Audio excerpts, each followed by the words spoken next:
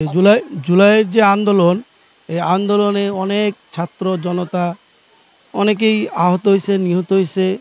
বিশেষ করে যেগুলো নিহত হয়ে গেছে এগুলো তো আল্লাহ যেমন তাকে বেহেশত নসিব করে এবং তাদেরকে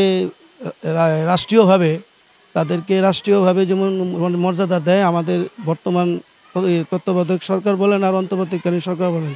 আর আমাদের সরকার আমরা যদি ক্ষমতায় আসি ইনশাল্লাহ তাদেরকে আমরা রাষ্ট্রীয় মর্যাদা দেবো এবং সর্বশ্রেষ্ঠ যে আমাদের উপাধিটা আছে বাংলাদেশের সেটা তো তা আমাদের নেতা তারেক রহমান নিশ্চয়ই দেবে আমার ধারণা। আর যারা আহত হয়েছে তাদের যে আহত হওয়ার পর কেউ পঙ্গুত্ব হয়েছে, কেউ মানে অনেক অসুস্থ, আমাদের বিএনপির পক্ষ থেকে তারেক রহমানও বলছে যে তাদেরকে দ্রুত চিকিৎসা করার জন্য প্রয়োজন যদি পরে বিদেশে উন্নত চিকিৎসা করার জন্য আমাদেরও দাবি এবং সবারই এটা দাবি যে তারা যেমন সুস্থভাবে লেখাপড়া বা কর্মস্থানে কর্মস্থানে আসতে পারে, এটা আমাদের চাওয়া। কিন্তু আমরা যখন ক্ষমতায় আসবো ইনশাল্লাহ যারা এই পঙ্গুত্ব হয়েছে তাদেরকে বলবো যাদের যোগ্যতা অনুযায়ী আমাদের সরকার যেমন তাদেরকে কর্মরত এবং সব ব্যবস্থা করবে ইনশাল্লাহ, এটা আমার দাবি এবং আমাদের যে তারেক রহমান সেও এটা করবে ইনশাল্লাহ।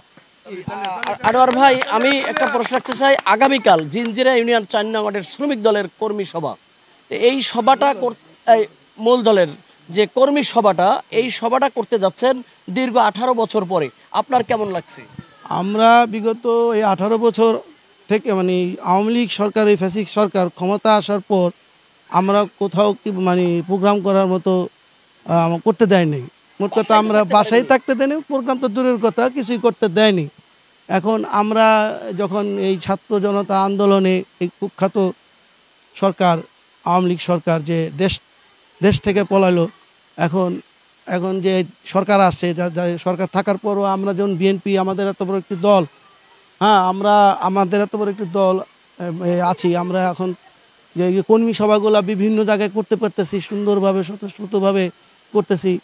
এটা করার ক্ষেত্রে যে আমাদের যে এই সামনের যে নির্বাচন, আগামীতে যে নির্বাচন হবে, এই নির্বাচন সুষ্ঠু সুন্দরভাবে যেমন আমরা একটু উপহার দিতে পারি, জনগণের দাবি এবং আমাদেরও দাবি ছিল। আমরা কিন্তু একমাত্র এই ভোটার অধিকার মানে জনগণের ভোট ফিরিয়ে দেওয়ার জন্যই কিন্তু আমাদের আন্দোলন ছিল। এই আন্দোলনের ফসলই ছাত্র জনতা।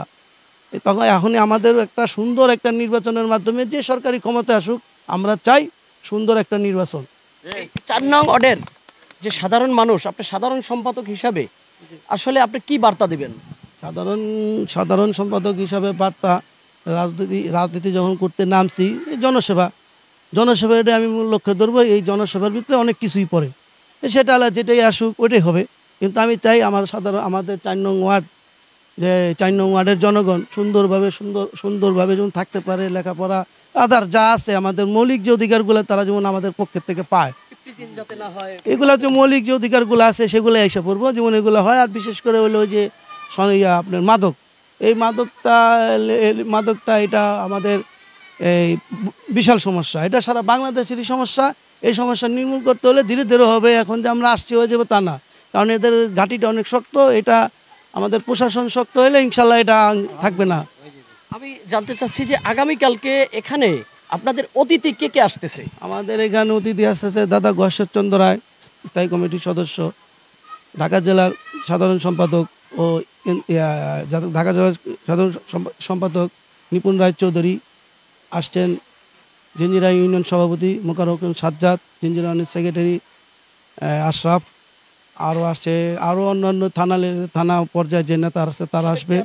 সাবেক যেমন মুজাদ্দেদ আলী বাবু আমাদের সাধারণ সম্পাদক, উনি আসছে। আমাদের সাবেক সভাপতি নাজিম স্যার, উনিও আসবে। তারপরে আমাদের সভাপতিত্ব করবে আমাদের ডক্টর কামাল। আর আমাদের অঙ্গ সংগঠন যারা আছে স্বতঃস্ফূর্তভাবে যেমন আমরা অনুষ্ঠানটা সাকসেস করতে পারি, এই আমার কাম্য। ধন্যবাদ আপনাকে। একটা স্লোগান দেন একটু।